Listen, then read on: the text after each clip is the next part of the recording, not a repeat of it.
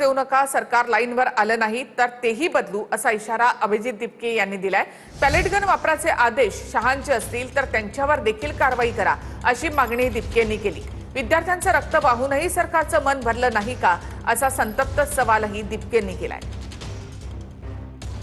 स्टुडंट्सवर pellet guns मारण्याचं काय? Pellet gun तर पहिली गोष्ट ही वापरण्याचं नियम देशातल्या कोणत्याच नागरिकावर, फक्त स्टुडंट्सच नाही, तुमच्या देशाचे नागरिक आहे ना, काय आतंकवादी तर नाहीये।